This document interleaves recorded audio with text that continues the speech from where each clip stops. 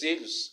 Então acredita-se que a igreja do primeiro ou segundo século, alguns homens de Deus, né, dessa igreja, discípulos dos apóstolos, se reuniram e compuseram este livro.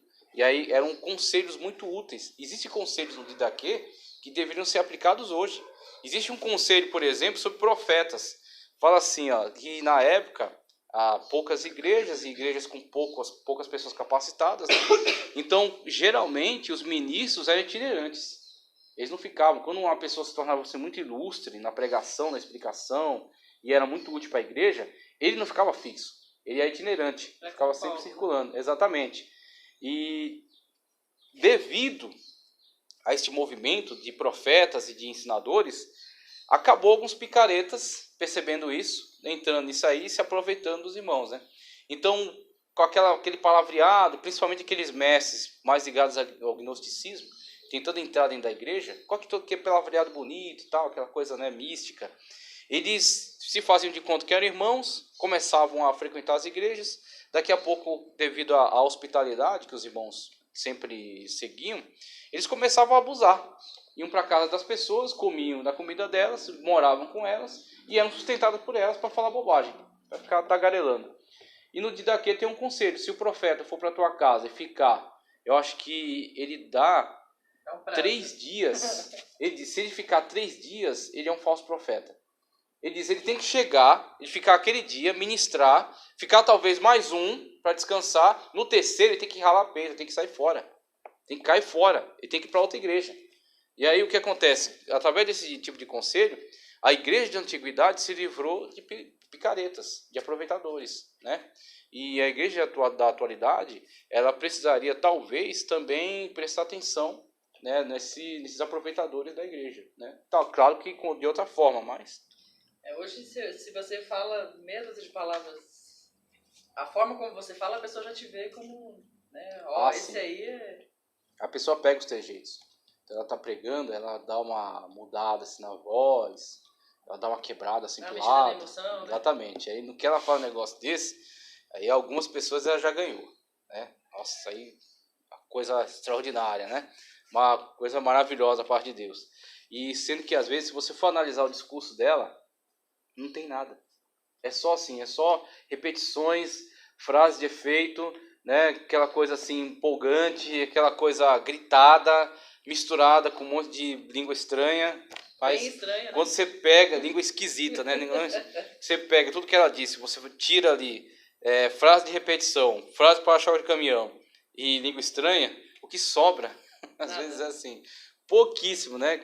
O que aproveitou foi a leitura bíblica que ela fez. Porque a palavra de Deus, foi a pregação. De certa forma, não volta vazia. Exatamente. Né? Então a leitura bíblica se aproveita, mas às vezes o que deu sequência não estava relacionado.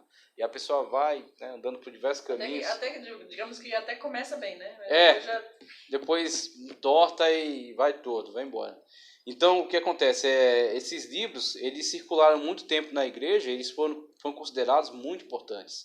Inclusive, você pega textos de Eusébio de Cesareia, pega textos desses historiadores da antiguidade, eles mencionam que as igrejas tinham, junto ao cânon, então você tinha textos bíblicos que eles estavam começando a ter, né, preservar, copiar, compartilhar, e junto a eles tinha esses livros úteis. Então não era um livro canônico, mas é um livro útil. E aí você tem também um outro que foi muito aceito, um tal de Pastor de Hermas. Pastor de Hermas, que era um cara assim meio... Ele é um tanto místico, sei lá, ele fala de algumas visões, e Jesus conversa com ele nessas visões, e acaba sendo um conteúdo interessante, sabe? Que nem a pessoa tem a Bíblia Sagrada e também lê o Peregrino, né? Que é um livro inteligente, muito bem escrito. O Peregrino não é canônico, você não vai pautar a sua vida pelo Peregrino, mas ele acaba participando muito da sua vida. Por quê? Porque ele é um livro importante, porque ele é um livro bem escrito, interessante, você acredita na visão bíblica que coerente, tem aquele autor. Coerente, exatamente. Então ele não é canônico, mas ele é muito útil. E é assim que eram esses livros. Mas mesmo eles sendo tão úteis, não são canônicos. O cânon é isso, ele é a medida. Ou está nessa medida, adotando esses critérios, ou não está. Mesmo sendo um livro maravilhoso, não está. Não é por isso ser bom que ele será canônico. Ok? Então temos aí o cânon, que ele fala aqui. O estudo da formação do cânon visa determinar aqui o último parágrafo do ponto de cânon, que estou lendo aqui, ó. O estudo da formação do cânon visa determinar quais livros trazem o selo da autenticidade e da inspiração divina e quais não trazem. Através desse estudo, aprendemos por que razão temos apenas 27 no Novo Testamento e 39. Se não tivesse critério, a gente teria 60, 70 livros no Novo Testamento. Eu li um livro... Que é o que existe de Evangelho de Paulo, Apocalipse de Pedro, existe assim. Eu li aquele livro... A Igreja Católica ia ser uma beleza. O Cristianismo através dos séculos. Sim. Tem uma parte lá que ele fala assim que muitas pessoas pensam que o cânon foi constituído durante os concílios, né? Só que ele fala que antes disso já tinha a ideia de construir o cânon em 175, pela questão de ser as 3 coisas que eles usaram como uma espécie de tripé para proteger a igreja, né? Sim. Que era o Sagrado Magistério, né? A ordenação dos bispos. Sequência. A questão do credo, construir um credo, que é o resumo da Bíblia. Exatamente. E o cânon, né? Exatamente. Fazer um cânon, formar um cânon, que era para lutar contra as heresias, né? Exatamente. As heresias do gnosticismo. Inclusive você falou da Associação dos Bispos, o magistério, interessante que isso aí foi muito útil no tempo da Igreja Antiga. Pai do Senhor? Bom?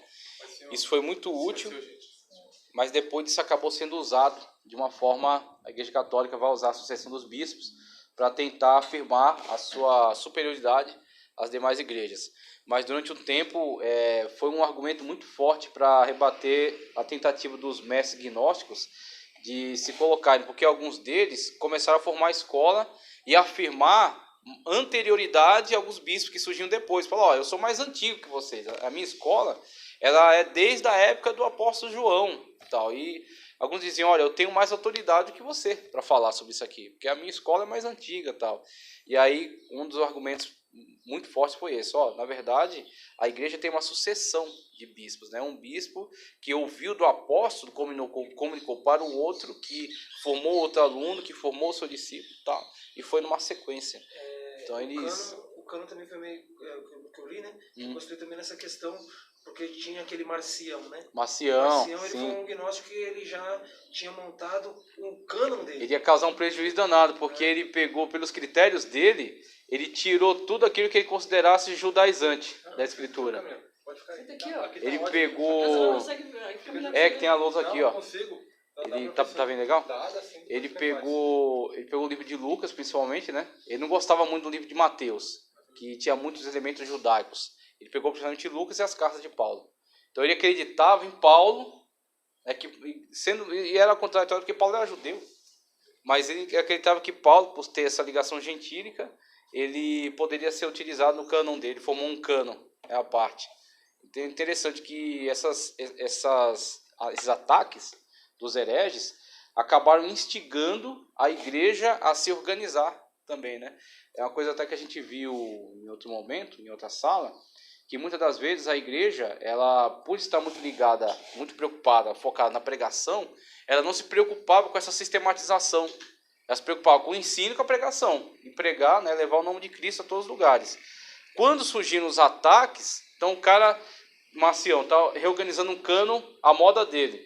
E ele, quando chegou em Roma para propor, mesmo que ele tinha muita grana, o pai dele era dono de uma frota de navios no Mar Negro, e ele tinha muita grana. Ele chegou nos bispos lá e soltou primeiro um dinheiro para agradar, né? Aí depois ele propôs o cânon dele. E aí os caras, quando viram o cânon, falaram, não, isso aqui, se quiser seu dinheiro, pode levar de volta. Mas esse cânon aqui não passa, não. Isso aqui ele fatiou todo o cânon, tirou tudo que fosse declaração dos outros discípulos. Deixou só de Paulo, as palavras de Paulo, as palavras de Jesus. No caso de Paulo vai ser as cartas, né? As palavras de Jesus, os evangelhos. E formou um cânon todo mutilado lá. E aí os caras perceberam que tinham que começar a organizar os livros que eram de fato canônicos, que eram de fato doutrinários, né? De acordo com a ortodoxia. E aí, inclusive, surge pouco tempo depois de sair a chamada lista muratoriana. Que Muratori é bem depois, é 1700 e pouco. É um cara que pesquisou as bibliotecas antigas das igrejas e ele descobriu um papel velho lá e conseguiu arrumar lá, conseguiu ler. E ele achou, né, essa lista, e a lista era dos primeiros livros canônicos. Os caras começaram a imprimir listas de livros.